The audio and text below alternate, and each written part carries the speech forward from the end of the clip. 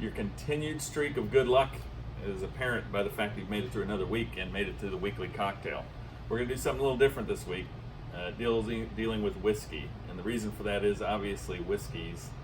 There are so many kinds that we can talk about. We're going to do a two-part series on the history of whiskey and then the different kind of whiskeys and how they got their names or what they come from or how they're decided on that.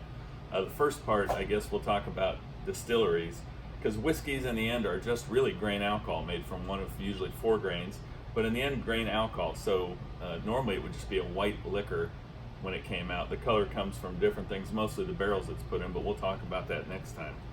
Whiskey itself, I guess distilling goes back almost 2,000 years ago to Mesopotamia for your history lesson. Then about 500 AD, I guess it started spreading through Europe different ways. Obviously in Italy they were using wine or grapes to try and do the same thing. But as it got to about 1,000 to 1,200 AD, monks, England, Europe, Ireland, Scotland, which is what we're going to get to, started realizing that they didn't have access to grapes like the people in Italy did. So they started using what they had, which in most cases was malt or barley. So most of the things you've probably heard of a single malt Scotch and how that originated over in obviously Scotland and Ireland area. With that being said, distilleries go back. I'm going to have to get to my notes here so I don't mess this up. In 1500, distilleries started spreading through Ireland, Scotland, actually England, and some other areas. The oldest known distillery that's still functioning in Ireland is Old Bushmills. It was founded in 1608, so that kind of puts some history to it, where that whole thing started. To give you some perspective, Johnny Walker didn't come around until 1820, a name that we all probably know from that. So that's sort of the history of how whiskey got where it was. Whiskey, the name, man, here's a good one. It was Gaelic, was the original name, and it was like Uskabeta or something to that effect. My Gaelic is lacking. I should have taken more of that somewhere along the way, but they weren't teaching it in college where I was.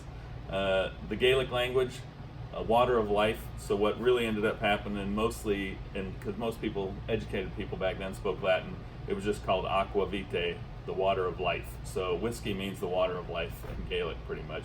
The uske, the beginning part, obviously they would shorten it and round it out and make it sound better, is where the actual word whiskey originates from or was derived from. That gets us to the United States. So in the U.S. during the Civil War, actually whiskey was traded as currency for quite a while, and they started a whiskey tax. You can look it up, Whiskey Rebellion, all kinds of things like that happened. The first U.S. distillery is a name that you probably see if you go shopping in any stores, which is Evan Williams. He started in 1783, so that was the first U.S. distillery. Sour mash, we'll talk about that as a type, but that started in 1823 in Kentucky, and the first place was Woodford Reserve. You've probably seen that name. 1920 to 1933, Prohibition. Don't think that stopped whiskey. It was sold as a medicinal thing in Walgreens. Walgreens had 20 stores when they started Prohibition, to give you an idea, and when Prohibition ended, because they were selling medicinal distilled liquors, they had over 400 stores. So in that short time, from 20 to 400 stores, not a bad deal. Let's see, I don't want to miss anything here. 1964, Congress declared bourbon, a whiskey, the national distilled liquor for the United States. So it's America, baby. All right, because of next week what we're going to do is go into each type of whiskey, but because of that, we're going to do a short drink, a traditional whiskey sour. This drink goes back quite a ways. The recipes in the original book called for a pulverized sugar mixed with seltzer to give you what we would equivalent today. You can use a simple syrup instead. I just mixed it with a little seltzer water. And so you want 1 ounce of simple syrup if you're doing this the easy way, 1 ounce of lemon juice squeezed, fresh is the best way to do it, and then 2 ounces of whiskey. Today we're using Maker's Mark. So we're going to put a little ice in our shaker today. With that, we're going to put our ingredients in there. The simple syrup, or in our case, the pulverized sugar, 1 ounce, 1 ounce of lemon juice, and then 2 ounces of whiskey of your choice. We're using Maker's Mark today. That's as simple as this drink is. It's an old cocktail. Obviously, they didn't go through all the stuff we do for some of the newer ones. Once again, shake it up. Make sure you get it nice and cold. You should be able to see that on the outside.